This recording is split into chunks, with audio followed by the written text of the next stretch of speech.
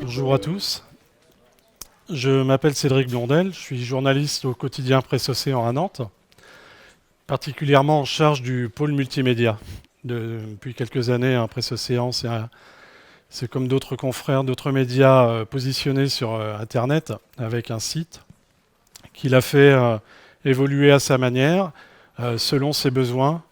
Aujourd'hui, donc, on utilise un éventail d'outils qui sont à notre disposition, toujours à des fins d'information pour étayer, pour la rendre plus attractive et surtout la plus complète possible. Je ne suis pas formateur, je ne suis pas professeur, je ne vais pas vous sortir le mode d'emploi de la page A à Z de Nightlab, puisque c'est Nightlab, l'éditeur de StoryMap.js. Je vais plus vous expliquer la manière dont nous, on l'a pris en main et comment on s'en sert au quotidien ou presque. Donc un petit exemple avec tout l'humour à prendre avec ceci. Rien de narcissique, rassurez-vous, mais une petite présentation pour ceux qui ne connaissent pas StoryMap. On va dire qu'on a trois plans principaux sur cet outil avec une cartographie, puisque bien sûr, StoryMap est une carte narrative, c'est pas une carte historique, c'est plus une carte narrative, avec une illustration, un titre et un texte. Là, on est sur la page de garde. Donc, comment suis-je arrivé ici ? C'est mon titre. Non, ma présence n'est pas un hasard. Je n'ai pas vu la lumière en passant devant. Ma voiture n'est pas tombée en panne, et tant mieux. Puis j'espère pas qu'elle tombera en panne en repartant. Avant de rejoindre la CCI, qu'on positionne sur la cartographie d'une manière très simple, je vous l'expliquerai tout à l'heure.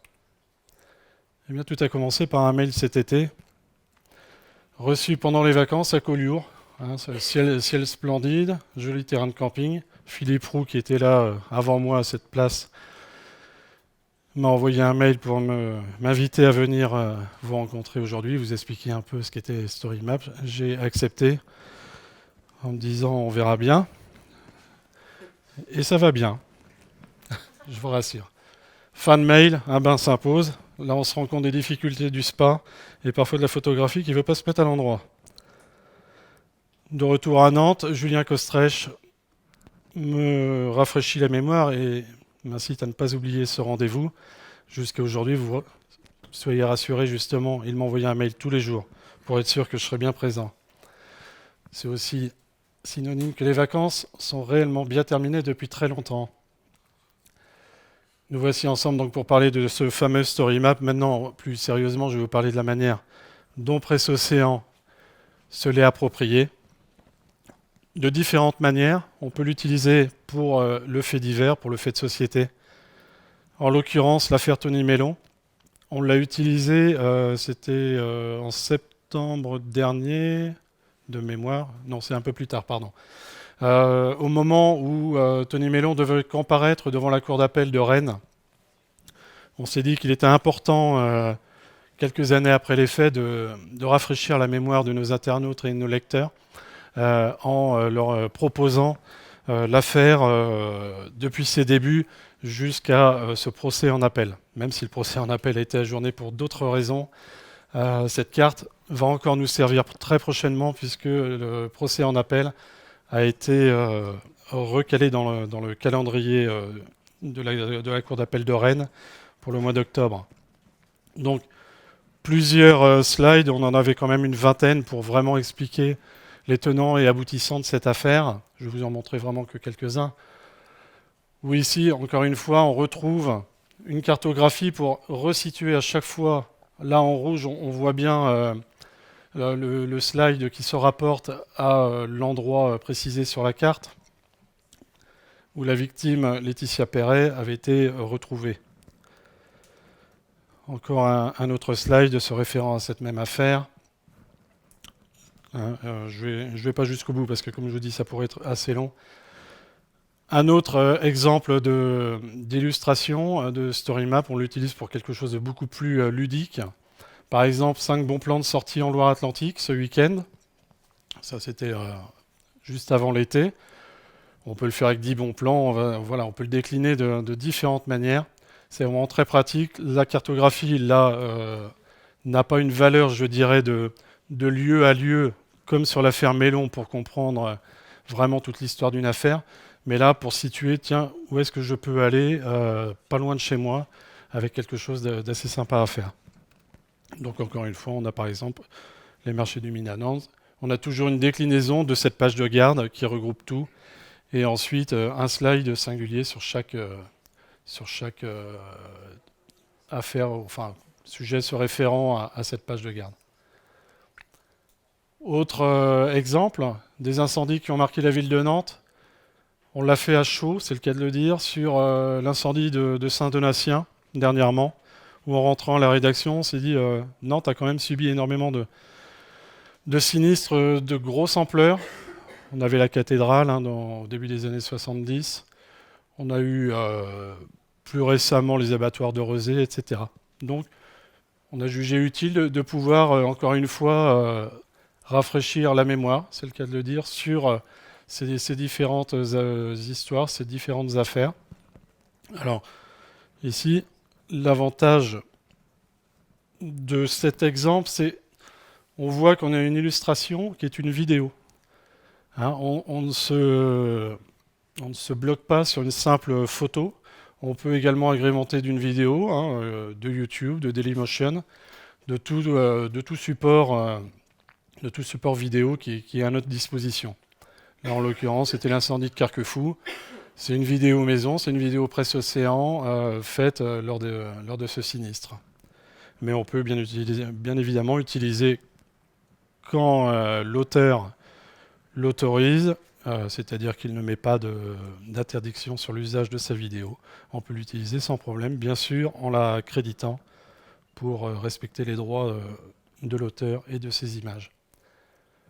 Comment ça marche? Tout simplement, comme je dis, nous, à Presso, on est des journalistes avant tout. On n'est pas des techniciens. Moi, le code, je n'y connais rien, à part 2-3 bricoles quand il faut dépanner. C'est un peu comme dans la voiture s'il faut mettre de l'huile, mais ça s'arrête là. On est avec une interface qui est vraiment très très simple, très épurée, un peu comme un PowerPoint, avec à gauche les slides, les diapositives, si vous préférez. On a le média donc, qui nous propose soit de télécharger une image, soit de mettre un lien vers une vidéo. Et à droite, notre champ de texte et de titres. Et au-dessus, bien évidemment, la cartographie. Donc, les slides, on peut les faire au fur et à mesure. On a un doute, on a envie de changer, on prend le slide, on le remonte, on le redescend. C'est très, très souple d'utilisation.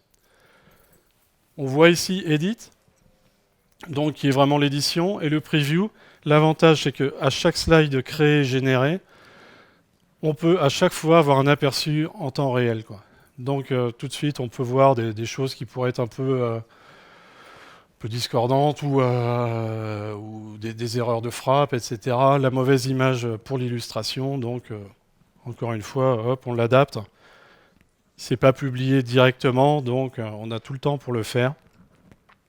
Et quand bien même on y reviendra sur la publication, on peut revenir de toute manière sur cette histoire, la modifier, la compléter et à publier les changements. On n'est pas obligé de tout refaire. Donc ça, pour nous, c'est pareil, c'est extrêmement pratique. Je n'ai pas l'exemple ici, mais l'affaire Ligonesse, qui est loin d'être terminée, elle est bien évidemment sur un story map. Et dès qu'on retrouvera encore des ossements du côté de Fréjus ou ailleurs, on rajoutera un slide. Si vous avez des infos, je suis preneur, bien évidemment. Comment on indique la situation? Tout simplement, on a le search, le champ de recherche. Très simple, très facile. C'est vraiment comme c'est du Google Maps, dans lequel on indique Château des Ducs, par exemple, Nantes, et puis hop, on tombe, il nous trouve directement la bonne adresse, il met le pointeur dessus, et le tour est joué.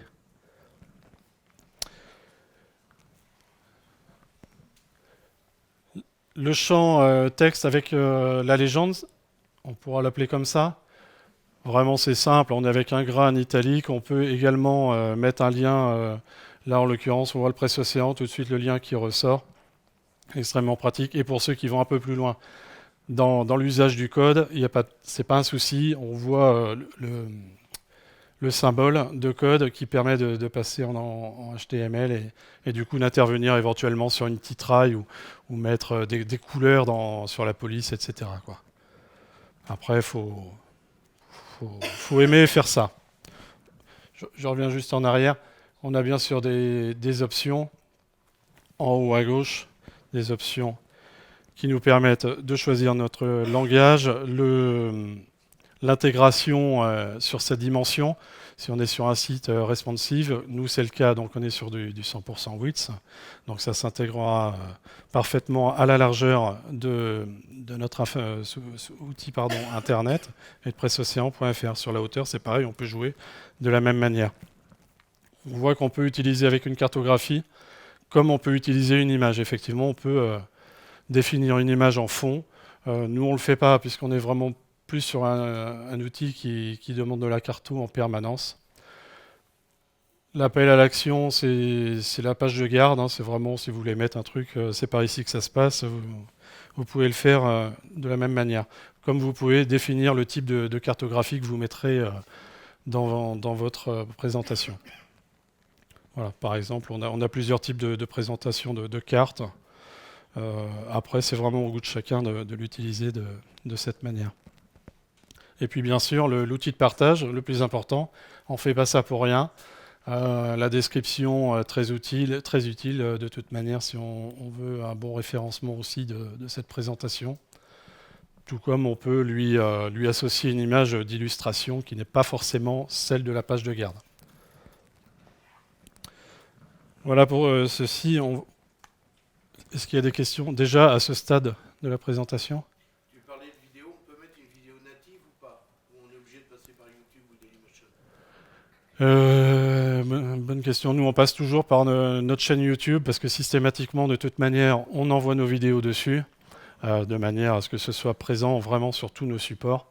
Après, sur une vidéo native, non, je ne pense pas que ce soit réalisable puisque même sur une image, par exemple sur une image, on va l'avoir sur son bureau, vaut mieux rapidement la mettre à une définition web. Si vous commencez à charger des images de 8 à 9 mégas dedans, bien sûr, il va les absorber, mais vous allez avoir un temps déjà de téléchargement beaucoup plus long, et même pour le lecteur, pour le visiteur, ça va avoir aussi une incidence, quoi. Je vais reprendre l'affaire Tony Mellon. Non. Pour ceux qui connaissent Presse Océan, ceux qui ne le connaissent pas non plus, voilà à quoi ressemble notre site. Là, je suis allé directement sur notre affaire Tony Mellon, avec, en précisant, nous, dans le titre, carte interactive. Donc, on l'intègre dans notre champ texte. On refait un texte quand même pour que ça ne tombe pas directement de but en blanc. Et ici, on retrouve notre carte. Alors, on voit bien qu'on peut scroller directement, on retrouve la carte. Après, sur un site comme le nôtre, ça peut être plus compliqué dans le sens où voilà, on est resserré sur le centre, on n'occupe pas l'espace complet de l'écran. Pour cela, du coup, on fait un lien vers une visualisation plein écran, ce qui est quand même beaucoup plus confortable. Quand la CCI, tant qu'il ne montre pas le numéro de carte bleue, ça va. Mais effectivement, sur un plein écran, on profite de la même manière que sur la mise en page sur l'editing du plein écran, et toujours cette cartographie à gauche et notre texte à droite. Bien évidemment, sans les champs d'outils qui s'y rapportent, c'est beaucoup plus épuré. Sinon, ce ne serait pas très joli. C'est dommage, je peux pas. Alors, sur la carte, on peut aussi cliquer effectivement sur voilà, et puis aller vers. Je peux me promener dans la carte, bien évidemment, aller d'un point à l'autre. C'est pour ça que je vous dis que le plein écran a quand même des vertus beaucoup plus intéressantes que là sur une intégration qu'on est sur une moitié d'écran vraiment utile, quoi. Donc soit on va sur la carte, on clique sur l'icône du lieu se rapportant au slide, soit je passe d'un slide à l'autre, parce que parfois la carte n'a pas forcément. Ouais. Voilà, la carte change automatiquement en fonction voilà, des slides choisis, tout simplement. Comme je dis, nous, on a besoin d'un truc super simple et rapide. Ouais. Je ne dis pas qu'il est plus compliqué, je ne l'utilise pas suffisamment pour dire que c'est mieux ou moins bien. C'est-à-dire que quand on commence à prendre un outil en main et puis vraiment profiter de ses possibilités au maximum, suivant nos besoins, encore une fois, parce que on peut choisir ça pour le mettre dans un blog, etc., mais ça n'aura pas forcément toujours des fins identiques, quoi. Là, en l'occurrence, pour nous, c'est vrai, comme je vous dis, sur l'histoire de l'incendie de Saint-Donatien, on a eu l'idée, entre l'idée et la réalisation et la publication sur le site internet, ça a dû mettre, sans tricher, 3/4 d'heure, quoi. Après, parce qu'on avait déjà une base d'archives de photos de ces affaires-là. Nos archives ne sont pas les meilleures du monde, bien au contraire. Mais elles existent. Et puis même sur les légendes, etc. Heureusement, on a encore des vieux journalistes qui ont de la mémoire et qui se rappellent des bonnes dates, etc. Donc parfois, c'est toujours pratique. Non, là, moi je pense que là, à ce niveau-là, l'outil reste quand même assez basique et ne permet pas de... Après, faudrait peut-être essayer sur le site de Nightlab. J'ai vu qu'il y avait effectivement comment dire, un onglet usage avancé qui permet de rentrer dans des fonctionnalités beaucoup plus lointaines. Mais encore une fois, nous, ça reste à ce niveau-là simple d'usage parce que c'est pas notre cœur de métier et on n'est pas des techniciens. Et puis après, on fait en fonction du temps imparti, quoi. Hein, on travaille sur un quotidien. Et encore je dis quotidien, et sur le Internet, c'est même surtout de l'immédiateté, ou alors de faire un dossier assez complet pour une affaire à venir, etc., ou vraiment une présentation magazine, pourquoi pas, ça pourrait servir. Mais là, en l'occurrence... Et la précision, si tu marques 5 rue des Oublières, ça comment... Alors le 5, je sais pas, le 15, je le connais mieux. Non, mais oui, non. Mais oui, la précision est quand même très très efficace. Ouais, Dès qu'on va grossir, on va ouais. s'observer d'itinéraire. C'est vraiment... petit cas pratique, hein, on va se faire un... Alors, votre connexion n'est pas privée. Ouais.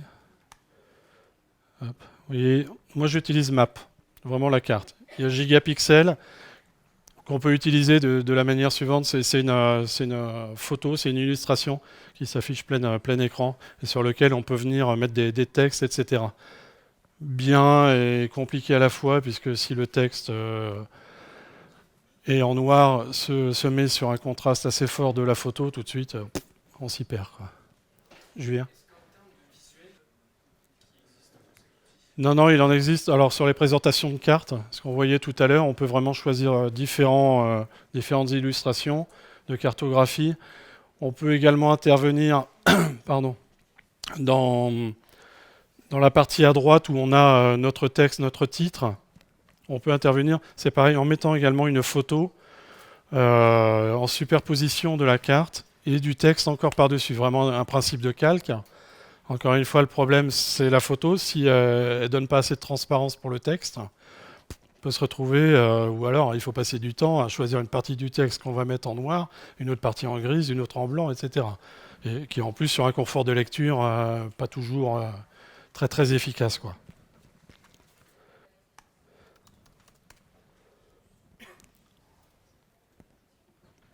Voilà. Donc encore une fois, il nous demande, on démarrera toujours de la même manière sur une page de garde. On va faire, pourquoi pas, le miroir d'eau, par exemple. Je l'avais préparé. Hein.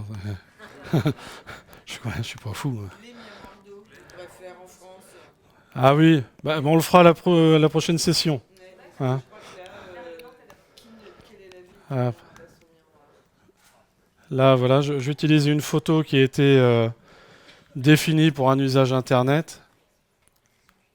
Et vous voyez, rien que là, on rame un peu. Et je suis en Wi-Fi. Oui, enfin, il y a du Wi-Fi qui va bien. miroir d'eau, les enfants s'amusent, etc., etc. On a un champ crédit, bien évidemment. On peut mettre une légende. Hop. Et là, vraiment, à ce stade-là, je peux même déjà m'amuser à faire un aperçu, quoi. Donc, bien évidemment, pour le moment, je n'ai pas de cartographie parce que j'en suis pas arrivé à ce stade-là. Je n'ai pas du tout entamé. La cartographie viendra à partir du premier slide après la page de garde.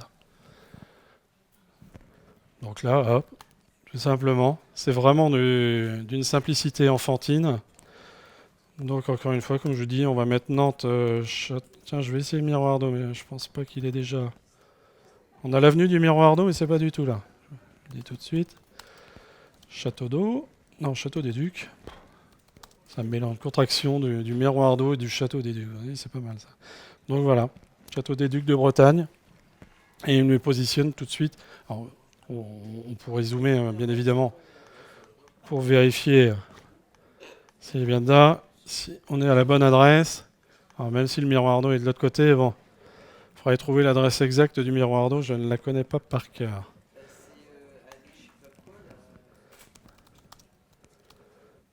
Miroir d'eau, la preuve. Hop, et comme je vous dis, on va aller chercher on va aller chercher une vidéo et tout simplement, hop, je vais le mettre dans mon média. Un crédit. Alors le crédit, il ne l'impose pas, malheureusement. Et par slide, ouais. Après, on peut mettre un média par slide. On peut rajouter d'autres liens si on veut. Le problème du lien, c'est qu'on va sortir de notre carte interactive. Ça ouvre pas une nouvelle page. Ça ouvre une nouvelle fenêtre, si. Si, ça ferme pas l'autre. Mais bon, après, voilà, ça peut être un peu problématique de sortir vraiment du cadre où on était et d'y revenir. Je pense qu'au bout de 2-3 fois, on finit par se lasser, quoi. Mais là, pour rectifier ta bulle, tu peux la redescendre sur le miroir d'eau ou pas? Oui, bien sûr, je peux la changer. À chaque instant, je peux revenir. Tu peux la glisser? Ici, si j'ai envie de mettre... Non, je peux pas la glisser. D'accord. Ah non, tu peux la glisser. Quoi que je dis ça, la dernière manip, j'ai pas pu la glisser. Mais si je mets place du commerce, voilà, il me la change tout de suite. Après, ah si, maintenant il la change. Si. Ouais. Il n'y a pas si longtemps, on pouvait pas. Enfin, nous, ça plantait le truc à chaque fois. Donc effectivement, maintenant, on peut être beaucoup plus... c'est bien. Comme ça, vous voyez, vous permettez d'avancer sur mon truc. Donc effectivement, on va le mettre là. Quand il y a de l'eau. Parce que des fois, il y a des problèmes d'eau. Non, c'est un autre sujet. Pourtant, il pleut aujourd'hui. Voilà. À chaque slide créé, quand je clique sur slide, on voit qu'il me sauve automatiquement mon projet. Donc en permanence, je fais pas 10 slides et d'un seul coup coupure de courant ou mon ordinateur, il y a la bouteille de coca qui tombe dessus et c'est foutu. Non, c'est au moins si l'ordinateur est foutu, il y aura toujours les 10 diapositives ou au moins les 9 premières. Donc il y aura que la 10e à refaire. Donc ça c'est quand même pratique.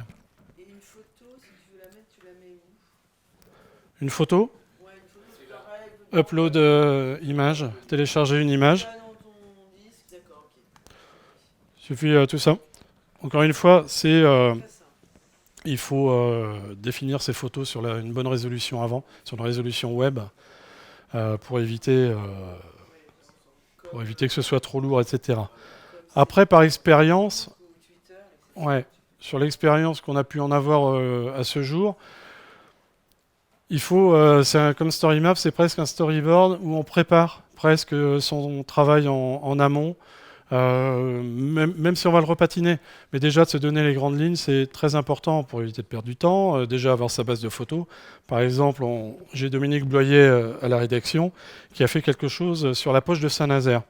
Donc vraiment un dossier historique, très lourd, avec une quarantaine de slides. Je lui ai dit, tu reviens me voir une fois que tu as toutes tes photos, toutes tes illustrations, tous tes textes, parce que c'était vraiment ça le plus long. S'il le faisait au fur et à mesure, en tâtonnant avec l'outil, il serait pris la tête, il m'aurait pris la tête, on serait pris la tête. Ça aurait fini un coup de boule. Donc, non, non. Et une fois que toute cette matière est là, après, ça va à une vitesse phénoménale. Oui.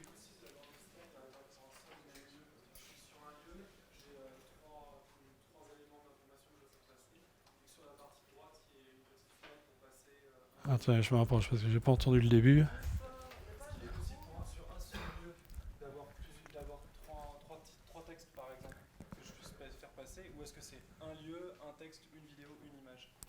Alors, plusieurs textes, non, vous pouvez, puisque de toute manière, vous pouvez très bien intervenir dans le champ de légende, lui assigner des titres différents, puisque de toute manière, c'est vraiment du scroll and roll, où votre écran, vous pouvez le balayer de droite à gauche, enfin de gauche à droite, et également le faire défiler de haut en bas.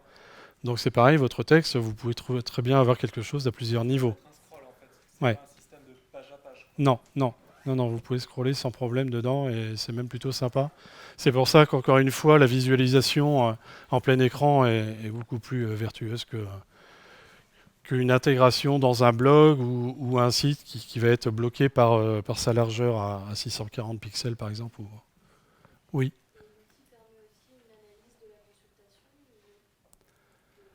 Du nombre de vues? Oui.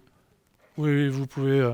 puisque de toute façon, vous êtes sur votre compte... Enfin, nous, en l'occurrence, on l'utilise avec notre compte Google. On a les différents story maps qui ont été créés. Et à partir de là, c'est pareil, on peut avoir une audience visible sans aucun problème. Ceux qui ont fonctionné, ceux qui ont moins fonctionné. Et par rapport à un papier plus classique, vous savez si ça a un impact appréciable? Oui, très complémentaire. À notre niveau, encore une fois, sur par exemple l'exemple de Dominique sur la poche de Saint-Nazaire, 40 slides à faire rentrer dans le journal, soit on fait un supplément, et au contraire, on peut renvoyer de l'un à l'autre, quoi. Dominique d'ailleurs avait fait une double page Presse Océan sur la version tabloïd et avait fait un renvoi vers Internet avec plus de précision, retrouver des documents historiques et inédits, etc., quoi. Vous avez des retours de Jacques Rondeau? C'est difficile à dire. Après, en termes de lecture, on voit bien que ça progresse au quotidien, puisque de toute façon... Par rapport à ce type d'outil, Oui. ah bon, on voit que ce qu'on appelle, nous, nos articles web qui sont agrémentés d'outils interactifs, oui, c'est beaucoup plus lu aujourd'hui qu'un article classique. Effectivement, là, voilà, on a...